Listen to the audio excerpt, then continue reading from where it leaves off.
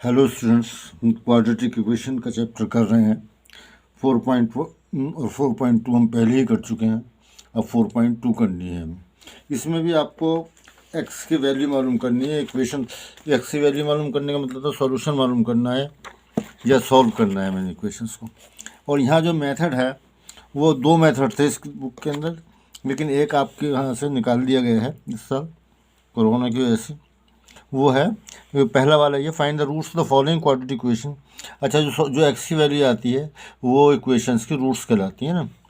If they exist, यानी ये possible है कि रूट्स हो ही नहीं, by the method of completing the square. और ये कंप्लीटिंग द स्क्वायर जो है आपको निकाल दिया गया है, ठीक है ना। तो इसलिए इसे हमें नहीं करना है। क्वेश्चन नंबर 2 करना है, वो भी इसी को सॉल्व करना है।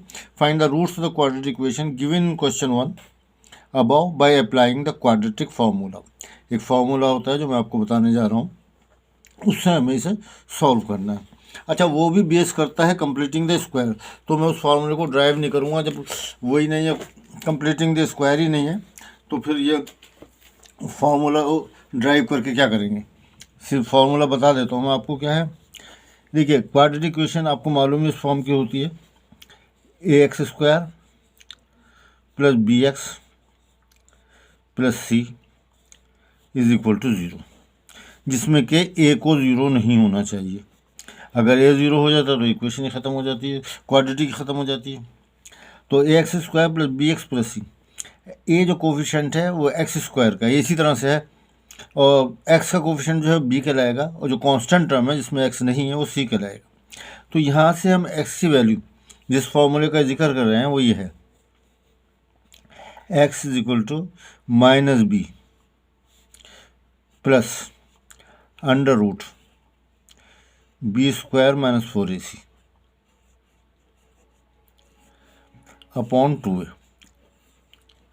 ठीक है, ये फार्मूला है, minus B plus under root B square minus 4ac upon 2a। एक तो एक्स की वैल्यू इससे आती है, दूसरी वैल्यू जो है वो आती है माइनस बी माइनस, बाकी सब कुछ वही है, B square minus 4ac upon 2a। ये दो वैल्यूज़ हैं जिन्हें हम कंबाइन करके अगर चाहें तो ऐसे लिख सकते हैं, माइनस बी प्लस माइनस, ये दोनों साथ में लगा दें, बी स्क्वायर माइनस 4ac। इसके अंदर बी स्क्वायर माइनस 4ac को हम इज कॉल्ड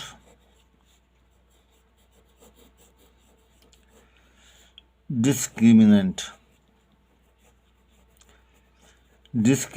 कहते हैं इसे हम, डी इज कॉल्ड, और दिस इज, ये जो है आमतौर से क्या, डी को कैपिटल लेटर से डिनोट किया जाता है। B square minus 4ac is called the discriminant of the equation, है ना। ये बहुत काम की चीज़ है, B square minus 4ac discriminant जो है, इसको नाम दिया गया है। अगर बी स्क्वायर माइनस 4ac 0 हो जाए, ये 0 हो गया तो रूट भी 0 होगा, तो minus B upon 2a answer आ जाएगा आपके पास। ठीक है या नहीं, ठीक है, यहाँ से भी ये आ जाएगा 0 होने के बाद। अगर बी स्क्वायर माइनस 4ac 0 हो जाए, इसकी वैल्यू 0 आ जाए, तो सिर्फ आंसर क्या आएगा, ये तो 0 हो गया, ख़त्म हो गया, तो माइनस बी अपॉन 2 आ गया, इधर से ही माइनस बी अपॉन 2 आ गया। तो अगर डी ये बी स्क्वायर माइनस 4ac 0 है तो रूट्स जो है माइनस बी अपॉन 2 होती है और इक्वल होती हैं। चलिए मैं लिख देता हूँ, if D that is B square minus 4ac is 0, roots are equal. ठीक है, पहली बात। दूसरी बात, अगर ये जो है माइनस में आ जाए बी स्क्वायर माइनस 4ac, तो बी तब तो कोई वैल्यू नहीं होगी, क्योंकि बी स्क्वायर रूट के अंदर कभी माइनस का नंबर नहीं आ सकता। अगर माइनस का नंबर आ रहा है तो आप उसका स्क्वायर रूट कैसे निकालेंगे, स्क्वायर हमेशा पॉजिटिव होता है, तो रूट के अंदर हमेशा जो है पॉजिटिव नंबर आएगा। ठीक है, वरना वो नंबर नहीं होगा। ये B square minus 4ac is negative, यहाँ देखिए, अगर ये माइनस 23 है, 25 है, तो आप देखिए कोई सा भी नंबर नहीं मालूम कर सकते जिसका इसका स्क्वायर रूट, मान लीजिए 5 ये लिख दिया, तो इसका स्क्वायर तो 25 होगा, ये थोड़ी आएगा, प्लस का 5 होगा तो वो तो 25 आएगी। तो यहाँ माइनस तो आएगा ही नहीं कभी भी, रूट के अंदर कभी भी माइनस नहीं आता, ये आपको याद रखना है। तो इसलिए ये कोई नंबर नहीं होता, ये नंबर कम्प्लेक्स नंबर होता है जो 11th में पढ़ेंगे अगर आपने पढ़ा तो। इफ़ आपके पास if D is less than 0 यानी कि माइनस का है, रूट्स डू नॉट एग्जिस्ट, चाहे तो रियल रूट्स लिख दीजिए, यानी real number, real roots do not exist. ठीक है, थर्ड पर आ जाइए। अब तीसरा केस रह गया, पहला केस था D0, दूसरा केस है D0, तीसरा केस जो है ये D जो है ग्रेटर देन 0 है। रूट्स आर रियल तो होंगी खैर, देखो ये जो है 0 से बड़ा है, 5 है 7 है, तो -b प्लस √5/2 इंटू यहाँ पर माइनस हो जाएगा, तो दोनों अलग नंबर आ जाएगा ना, एक जगह ऐड हो रहा है एक जगह सब्ट्रैक्ट हो रहा है, तो दोनों अलग नंबर आएंगे। सही है, तो सिर्फ इस केस में एग्जिस्ट करते हैं D = 0, रूट्स आर इक्वल, और जब D 0 है तो एग्जिस्ट तो करेंगे नहीं, रूट्स जो है इक्वल होंगी। ये अलग थी, ये एक अलग से बात थी, और ये मालूम होना चाहिए कि डिस्क्रिमिनेंट किसे कहते हैं और इसे क्या कहते हैं, D को डिस्क्रिमिनेंट। अब हमारा पहला क्वेश्चन है जिसमें हम ये फार्मूला अप्लाई करेंगे। इस फार्मूले को आप ऐसे भी, ये b² की D की वैल्यू याद है ना, b² - 4ac, तो -b प्लस √d/2 आ जाएगा ना, कितना आसान हो जाएगा। तो क्वेश्चन नंबर 2 है, फर्स्ट पार्ट 2x² - 7x + 3 = 0। मैं पहले ये करता हूँ कि ABC की वैल्यू रख दूँ ताकि आपको मालूम हो जाए। अब थोड़ा पहला क्वेश्चन है, A = 2 होगा यहाँ पर, B = -7 होगा, इसका ख्याल रखिए, प्रॉपर साइन के साथ लेना पड़ेगा, B -7 है, और C जो है 3 है।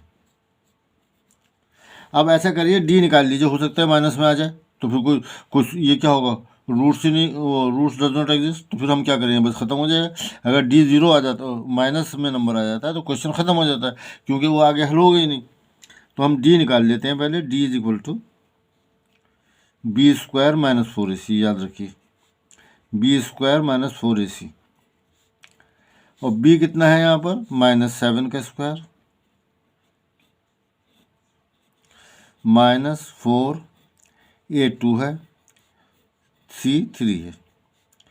देखो -7 का स्क्वायर -49 नहीं होगा, स्क्वायर हमेशा पॉजिटिव होता है, 49 plus 4 to the 8, 8 to the 24 = 25। तो 0 से बड़ा है, तो रूट्स जो है एग्जिस्ट करते हैं। अब हम शुरू करते हैं, देयरफॉर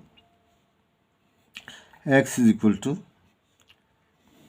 देखिए मैं फार्मूले को आपको दूसरी तरह से लिख के बता रहा हूँ ताकि याद करने में आपको आसानी हो, -b प्लस माइनस, एक दफ़ा प्लस के साथ एक दफ़ा माइनस के साथ, √d, इसको हम d कहते हैं। तो ऐसे याद कर लीजिए, -b प्लस माइनस √d, ये याद रहे कि D = b² - 4ac upon 2a = -b, ये तो फार्मूले का माइनस आया, b कितना है -7, तो ये 2 -7 आ गया, प्लस माइनस √d की वैल्यू कितनी है 25 अपॉन 2 इंटू a कितना है 2, इसको लिख लीजिए आप, माइनस और माइनस मिलकर प्लस, और ये दोनों प्लस माइनस है, प्लस माइनस, और 25 का स्क्वायर रूट, 25 का स्क्वायर रूट जब 5 आ जाएगा अपॉन 4। ठीक है, अब देखिए इसे हम अलग अलग करके लिख लेते हैं, एक दफ़ा 7 + 5 अपॉन 4, और एक दफ़ा 7 - 5 अपॉन 4। ठीक है, तो यहाँ से आपके पास आ जाएगा 12/4, और ये आ जाएगा 2/4, 7 में से 5 गए 2 बचे, और काट लीजिए इसे, तो यहाँ लिख लेता हूँ मैं 3, 4 × 12, और ये 3 × 3, 1/2, 2 × 2, 2 × 4। तो ये हमारे पास सॉल्यूशन आ गया। क्या सॉल्यूशन आया हमारे पास? 3 and 1/2।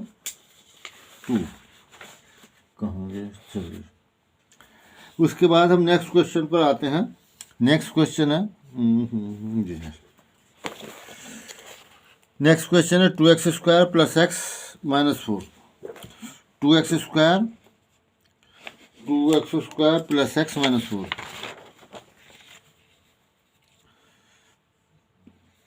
क्वेश्चन नंबर 2 है।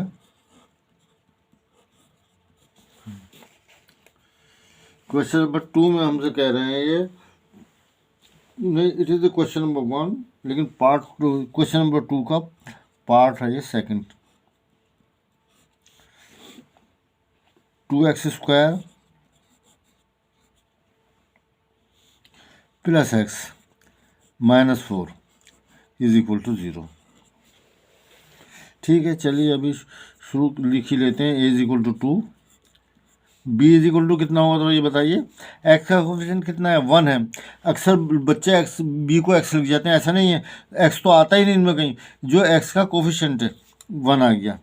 c = -4। ठीक है, साइन का हमें ख्याल रखना है, प्रॉपर साइन आना चाहिए। प्लस का है तो प्लस और माइनस है तो माइनस। तो अब हम जैसे कि पहले किया था, पहले हमने डी निकाला था इसका, तो डी निकाल लेते हैं। डिस्क्रिमिनेंट, याद रखिए डिस्क्रिमिनेंट। कभी कभी एग्जाम में ये आ जाता है कि find the discriminant of the following equation. ठीक है ना, तो d = b² - 4ac।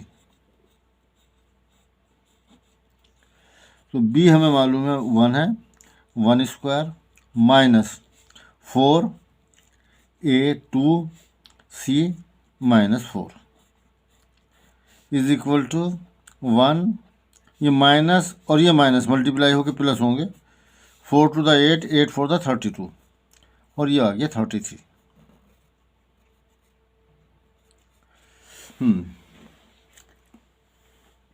अब फॉर्मूला लिख लेता हूँ मैं।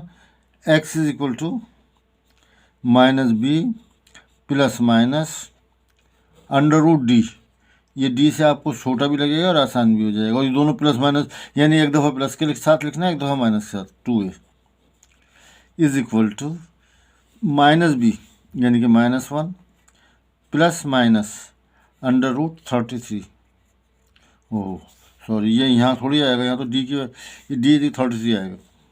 1 - 1 + 33 अपॉन 2 × a = -1 + 1 33 अपॉन 4। सही है।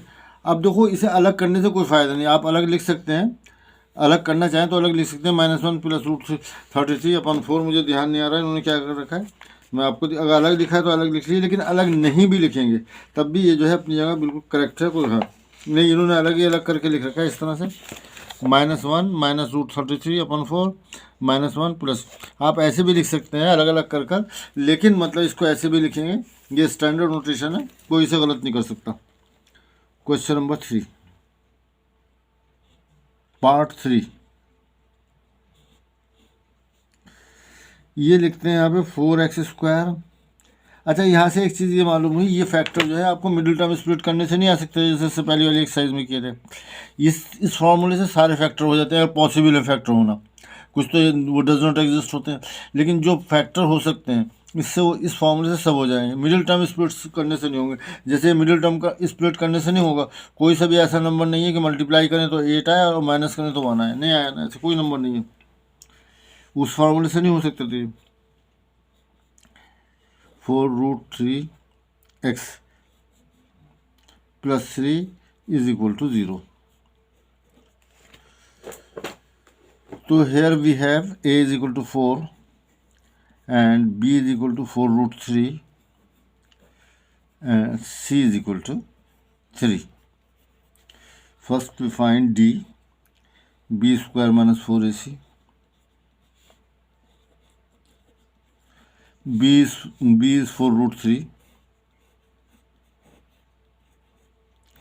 होल स्क्वायर, क्योंकि b² -4 a4 है, c3। ये आ गया 16 × 3 48 ये आया 4 4 the 16, 16 3 the 48 is equal to 0। तो यहाँ जो है डी 0 आ गया, तो रूट्स दोनों इक्वल हो गई हैं, ठीक है ना। और वो आएगी माइनस बी अपॉन ए, लेकिन मैं इसे पूरे फॉर्मूले से कर देता हूँ। एक्स इज इक्वल टू, ये फार्मूला जो हमारे पास है minus B plus minus under root D upon 2a, अच्छा प्लस माइनस दोनों लिख लेता हूँ, is equal to minus B कितना है 4√3 प्लस, अच्छा यहाँ ये प्लस प्लस माइनस 0, रूट लिखूँ, चलो रूट लिख, 0 का रूट क्या होगा 0 ही होगा, अपॉन 2 इंटू 4, इसे माइनस 4√3 प्लस के साथ लिखा तो ये ख़त्म हो गया, अपॉन 8 माइनस 4√3, 0 प्लस कर लो या माइनस कर लो एक ही बात है, तो कुछ फ़र्क नहीं पड़ता, इज इक्वल टू 4 से कैंसिल किया, 4 दूनी 8 माइनस √3 अपॉन 2, कॉमा इसे कैंसिल किया, 4 दूनी 8 माइनस √3 अपॉन 2। इस तरह से दोनों वैल्यूज़ ये आ गई हैं आपके पास। वहाँ पे मैंने बता दिया था माइनस बी अपॉन ए आएगा, तो माइनस, ठीक है ना। तो ये आ गया आपके पास माइनस बी अपॉन 2 आएगा, माइनस बी अपॉन 2 आ गया, ठीक है ना। तो ये क्वेश्चन नंबर 3 हो गया, पार्ट 3 हो गया। इसका फोर्थ पार्ट पे आते हैं हम, ये तो 12th की है। पार्ट 4 में है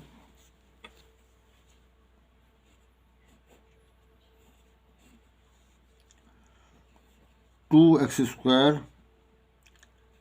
plus x plus 4 is equal to 0, ठीक है। अब जब लिख ही रहे हैं अभी शुरू में, A is equal to 2, B is equal to कितना है, फिर याद कर लीजिए 1 होगा ना ये, जो मैंने दोबारा लिख दिया क्वेश्चन। ये क्वेश्चन जो है हमारा सेकंड पार्ट क्या था, 2x स्क्वायर प्लस एक्स, अच्छा एग्जाम माइनस था एग्जाम 4, यहाँ प्लस है वहाँ माइनस, ये माइनस है ये प्लस है क्वेश्चन से में।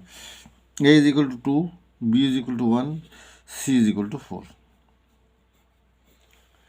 अब हम डी निकाल लेते हैं, here D is equal to वही formula B square minus 4ac, B आ गया 1 इसको चलो ब्रैकेट बना लिया, हालांकि ब्रैकेट गैर ज़रूरी है, कोई ज़रूरत नहीं है इसकी, माइनस, लेकिन गलत नहीं होगा, माइनस 4 इंटू ए कितना है 2 और सी कितना है 4 is equal to 1 minus 4 two the 8, 8 4 the 32 is equal to minus 31। अब ये नंबर जो है लेस देन 0 है माइनस में, तो जब माइनस में होता है तो आपको बताया था रूट, रियल रूट्स लिख दीजिए आप, मतलब रियल नंबर, रियल रूट्स, ये मैंने लेस देन 0 लिख दिया मतलब negative, real roots do not exist, इसके रियल रूट्स नहीं हैं, ठीक है। तो ये आपका क्वेश्चन नंबर 2 के सारे पार्ट्स हो गए हैं। अब हम आते हैं क्वेश्चन नंबर 3। अच्छा यहाँ इन्होंने इक्वेशन जो है थोड़ा फ्रैक्शन में दे दिया और कोई ख़ास बात नहीं है, एक ही बात है। Question number 3,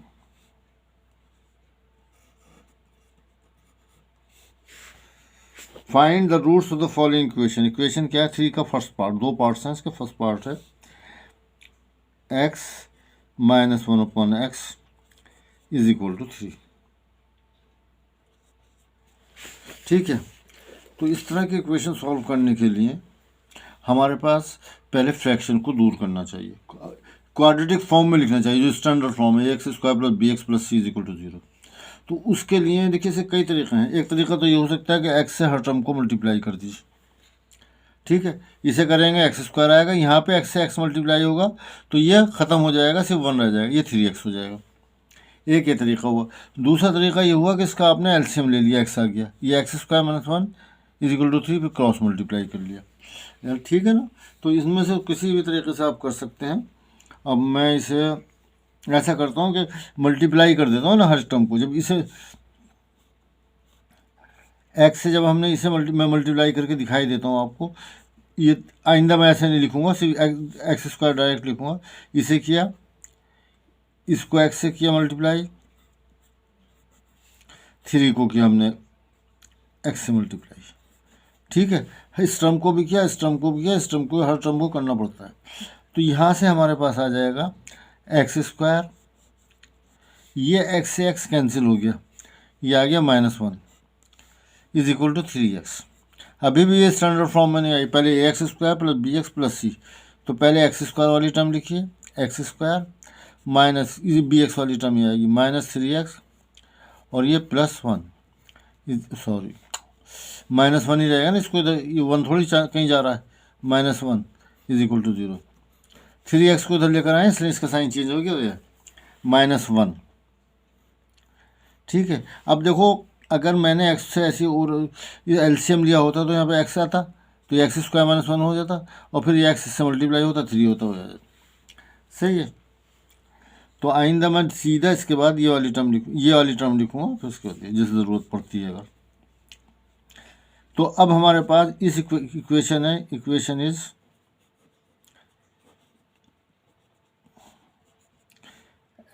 x square -3x -1 is equal to 0। यहाँ से आपको मालूम हो जाएगा a is equal to x square के साथ कोई नंबर नहीं है 1, और फिर मैं दोहरा रहा हूँ कि इन वैल्यूज़ में कहीं भी x नहीं आता। b इज इक्वल टू -3 और c इज इक्वल टू -1। ठीक है, देख लें यहाँ पर ही फैक्टर नहीं कर सकते आप, तो ये फैक्टर इज, तो x इज इक्वल डी निकालो पहले, b स्क्वायर यानी कि -3 का स्क्वायर -4ac a इंटू -1। ठीक है ना, 4ac -3 का स्क्वायर -3 इंटू -3 +9 हो जाएगा। ये माइनस और ये माइनस मिलके प्लस हो गया, और 4 ही कम 4 आ गया, इज इक्वल टू 13।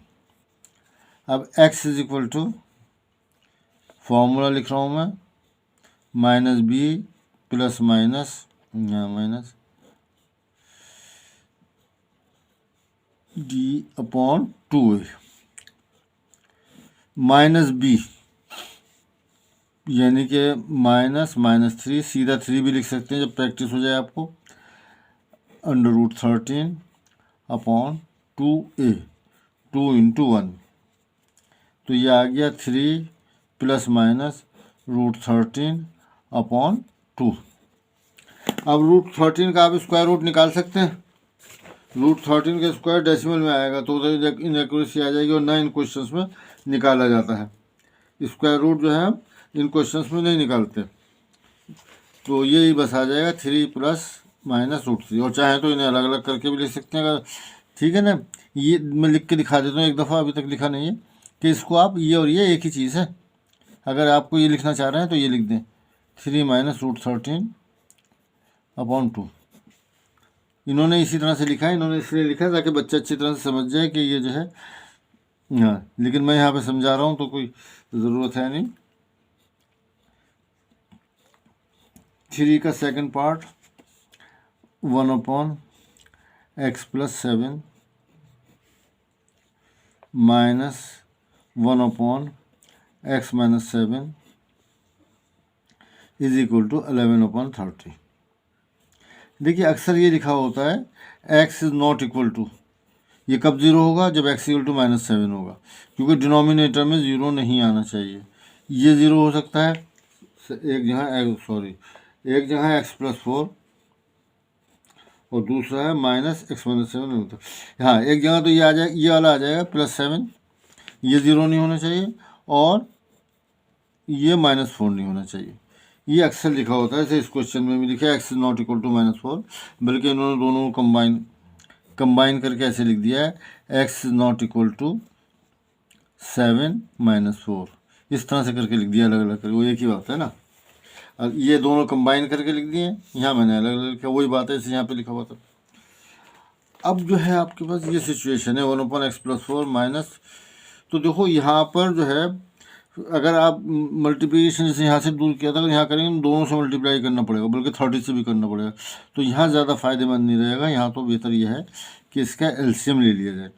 और जब अलजेब्रिक टर्म्स हों और लीनियर हो तो उन्हें ऐसे ही आप मल्टीप्लाई करके लिख लेते हैं,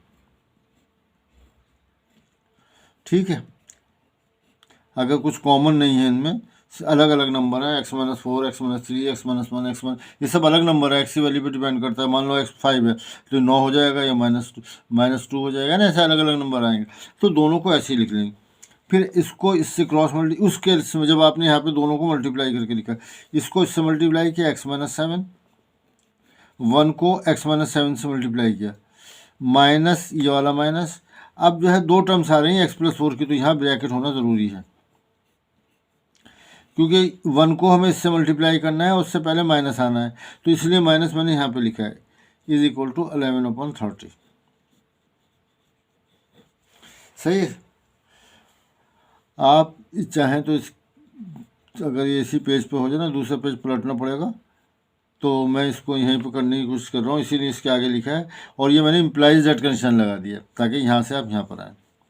तो ब्रैकेट को खोलिए, x-7 और -x -4, यानी ये बहुत ज़रूरी है कि यहाँ ब्रैकेट लगे।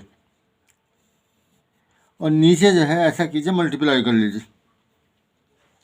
पहले x से मल्टीप्लाई किया तो x², x को -7 से मल्टीप्लाई किया तो -7x।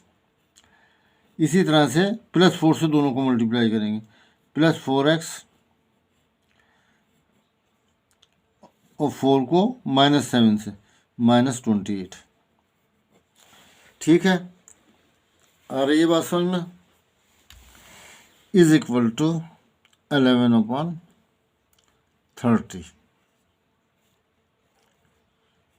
ठीक, यहाँ ये x से x कैंसिल हो गया और आपके पास आ गया, और ये हो गया -7 -4 कितना हुआ, -11 अपॉन x² -3x -28। ठीक है, -3x = 11/30। इसे आप चाहें तो क्रॉस मल्टीप्लाई कर सकते हैं, ऐसे करें, इसको ऐसे करें, तो उसमें 11 से मल्टीप्लाई करना पड़ेगा। लेकिन ऐसा भी कर सकते हैं, ऊपर ऊपर हम किसी से डिवाइड करना चाहें तो डिवाइड कर सकते हैं। यहाँ पे हमने 11 से डिवाइड कर दिया, 11 से डिवाइड कर दिया, इस तरह से किया जा सकता है। नीचे नीचे भी हम अगर कुछ कैंसिल हो रहा है तो कर सकते हैं। अब ये इधर से आएगा तो -30 लिखा जाएगा पहले, तो पहले मैं इसको लिख लेता हूँ, x², ताकि नंबर बाद में आए, -3x -28। ये 1 से मल्टीप्लाई किया, x² -3x -2, इन्हें मल्टीप्लाई किया तो -1 को 30 से किया तो -30 हो गया। इसको आप चाहें तो इधर ला सकते हैं, बल्कि लाना है हमें क्योंकि स्टैंडर्ड फॉर्म में लिखना है। तो ये हमारे पास क्या आएगा, x² माइनस ये हुआ -3x -28 + 30 = 0।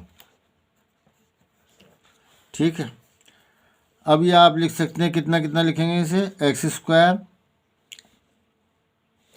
और x² -3x, और देखो -28 + 30 + 2 = 0। इसे आप मिडिल टर्म स्प्लिट करके भी कर सकते हैं, मल्टीप्लाई करने पर 2 आए, प्लस करने पर 3 आए, 2 और 1 आ जाएगा, -2x -6 और फैक्टर हो जाएगी। लेकिन मैं आपको फार्मूले की प्रैक्टिस करा रहा हूँ तो उसी से करूँगा।